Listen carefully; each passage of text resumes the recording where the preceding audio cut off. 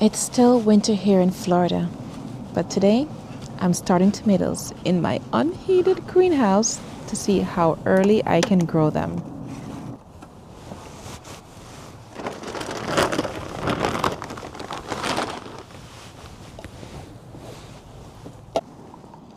Welcome back. Today we are planting tomatoes. To go get the seed, the trays. It's dark outside. Again, we're planting seeds another night after work. And we're going to take a look. I got my water spray to spray the, what did we plant yesterday? The squash. We're going to spray the squash if it needs water. So we're going to take a look. I didn't get my flashlight. I got my phone light. So, haha. Ooh, spooky. So what's the temperature right now? It's let's see. Oh, it's 55 today. So I didn't want to open it too much and letting any cold air. This is my water that I'm going to spray it with if I need something. Ooh. Okay. Let's hit the other side. Hold on.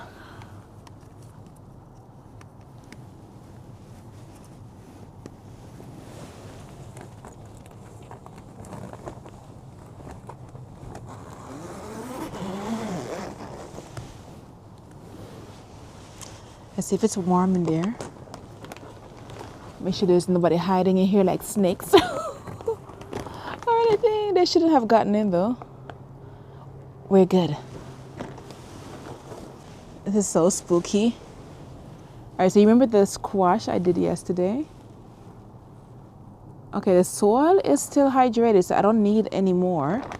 So I'm gonna just leave this in here because I need water again. But I do need some trays for my tomato. But here goes the ones I sowed yesterday. They look okay. It's only been 24 hours. Like I said, it's still hydrated. So, okay. Hopefully it was warm in here today. All right, so let's grab this one and get my tomatoes started. These are the seed packets I'm growing. So here we are. We got tomato Black Beauty. This one's from Baker Creek. I love how on the back it tells you it's processed in 7 to 14 days. Ideal temperature 75 to 95 degrees Fahrenheit. Not frost hardy. It needs a minimum of 8 to 12 hours of sun. So we're ignoring all that and we're still jumping in. Feet first. This one says plant March to May.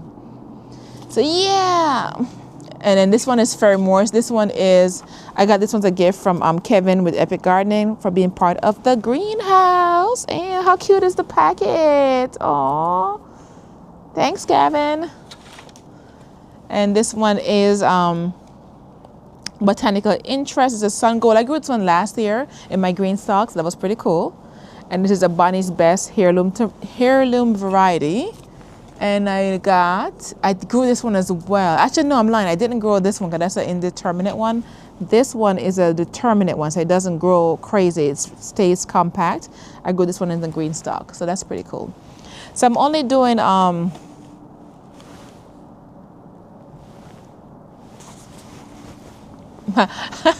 outside, but I'm screened in, but I'm still looking like, what was that? There's animals outside, y'all, so I'm safe. I'm safe. I'm good. I'm good. I'm protected. Don't mind me. So I'm only doing 2 cells. Yesterday I did 3 cells. And if you haven't seen my video yesterday for sowing seeds, which was squash and which is zucchini and squash, I did that yesterday. I will link that video down below. In fact, I will link the playlist at the end of this video so you can see all the seeds I'm starting in January in the greenhouse. So this is my experiment. You want to follow along? I'm going to create a playlist just for that. So I'm going to do 2 tomatoes per what are these? Tray per container. So first we need some soil. Ooh.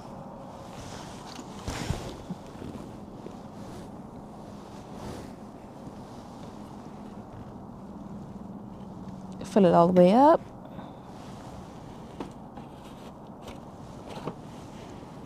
And once again today, I forgot to get my soil hydrated. So you're supposed to have the soil wet before. I'm gonna wet it afterwards. I'll get it wet when I get outside. So let's test if tomatoes can grow in an unheated greenhouse in January.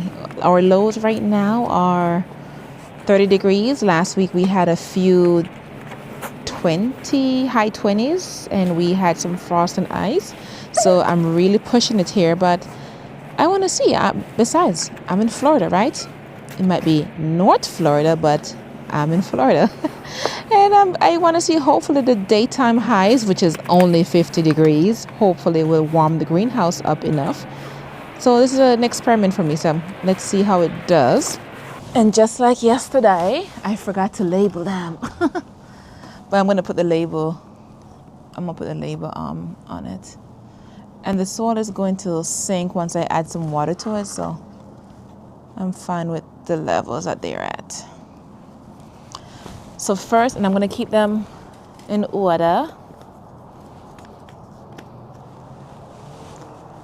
So we're going to start with my Black Beauty. Oh my gosh, look how tiny the seeds are. I'm glad I got my little spoon thingy. This is how I'm getting it out. Can you see it? There we go.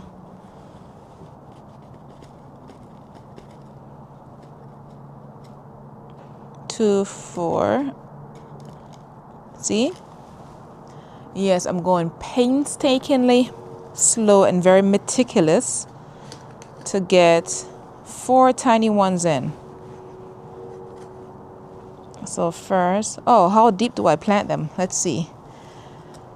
1/8 depth. That doesn't seem very deep. Hey, my hori, I don't remember it having no 1/8 on it. I got an inch. So it sounds like it's pretty much barely below the soil. So I'm gonna put 1 in this corner. Oh my gosh, I don't lost where it went. So barely cover it up, and 1 over there. I can't even see the soil, the seed. There we go, that's better. See? So I'm barely burying it. Because it says 1/8, y'all. And I remember the 1 inch yesterday was a lot deeper than this. So the seeds are smaller, so of course we're going to have smaller, more shallow depth of it. And this one says planting depth 1/4 inch. So this one can be planted a little bit deeper. Is this pelleted? Let me see. Yeah, these are pelleted. So it's a little bit, yeah. So this is why it can be deeper, because these are pelleted. So same amount, 4, 3, and one more. And because it's an experiment, I'm not trying to use up all my seeds. I'm just trying to get some in there, y'all. I'm donating 4 to my cause. This is 1/4 inch, so all 3 went in. You saw that? Literally all 3 of them went in. The good news is they're pelleted, so I can find it. I can see it. That wasn't a good idea at all. To cover that up. And let's go seed diving. Oh my gosh. Put that one over here. Who else saw that was gonna happen and was there laughing at them like, just you wait. Haha. Got it. All right. Is this one pelleted or is this one tiny? Oh, this one must be tiny because it comes in an extra small bag. So let's cut this one open. Oh, probably don't even need the scissors.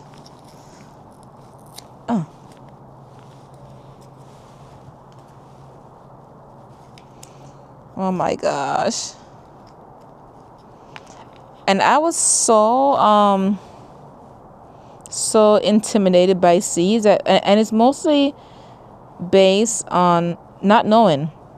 And like I said, last year I did a few corn, I did a few tomatoes, And if you've been following me for a while, you know that I grow flowers, and it's pretty much like dahlia bulbs, allium bulbs, and that was my most exciting part of planting, is planting something and seeing such beauty come up from what you planted.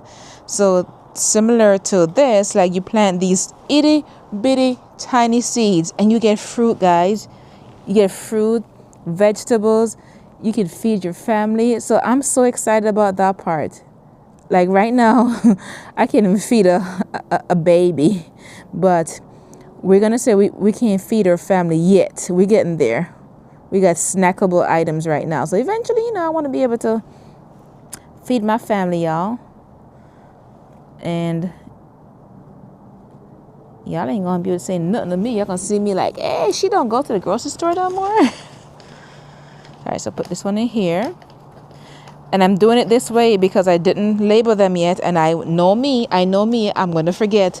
I'm like, what's what? And don't think that you're gonna remember what you plant, y'all. Make sure you label them. And I meant to create the labels. I have the sticks and the marker, I just haven't written them in yet. So I only had one pelleted seed. This one's another type. So I'm noticing now the ones with these tiny packets got tiny seeds in there.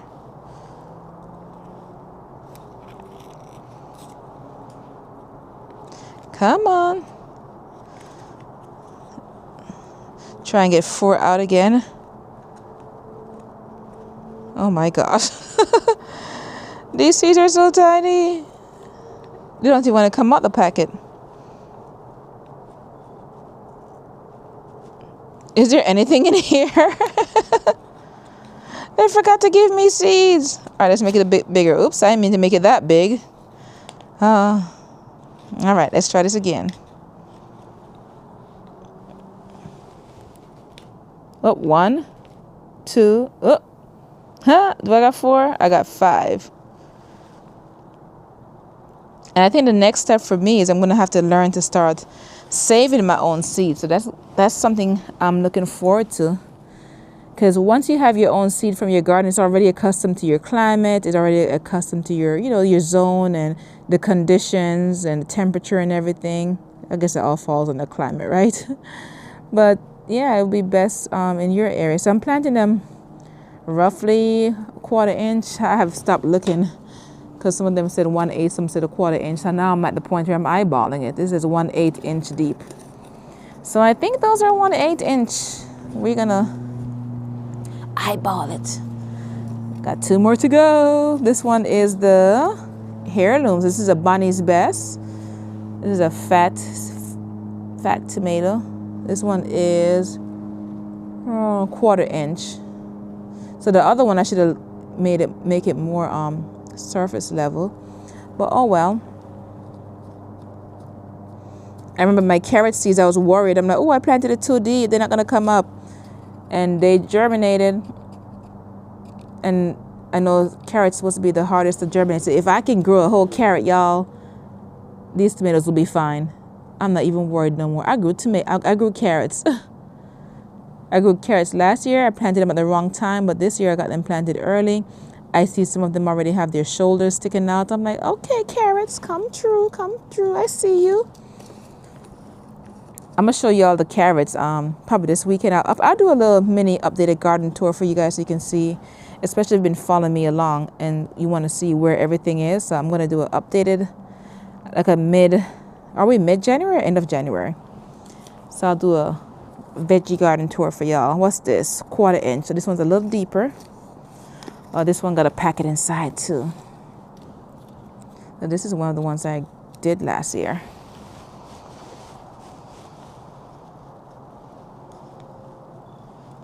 Guys, I'm so excited.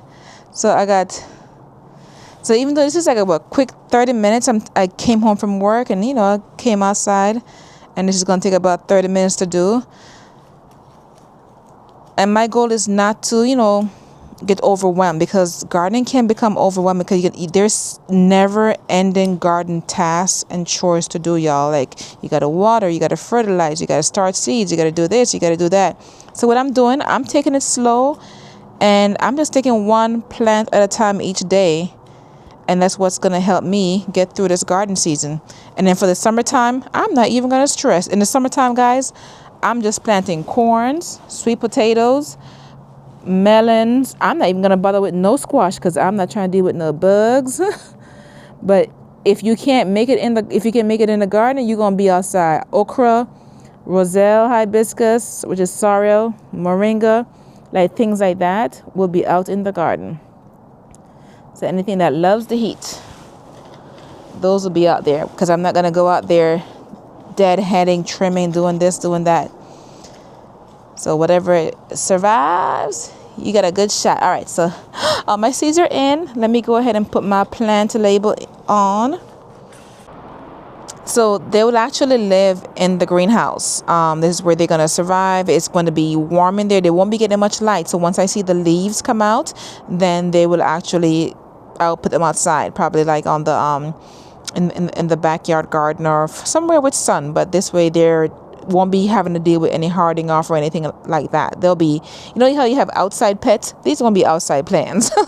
So we're going to see how these outside plants handle my winter here in Florida, because they're going to be in the greenhouse. I have no space for them to be inside, as in I have a toddler who has allergies, and then she will be tempted to investigate my soil. So we can't have any of that. So I'll keep you guys posted. Like I said, I'm going to create a playlist at the end of this channel. So if you're following my series along to see how this experiment does, and if you're in Florida or a similar climate like I am, and you have an unheated greenhouse and you don't want to be dealing with any heat maps and all that stuff and the extra concerns that comes with, follow along.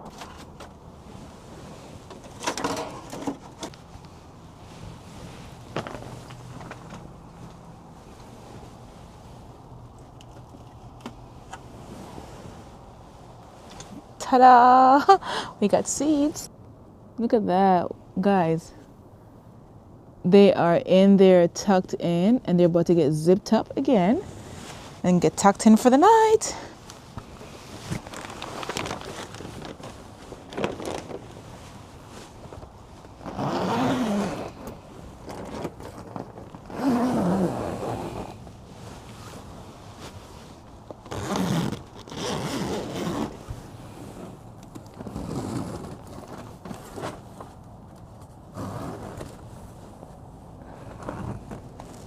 Ooh, she's tucked in.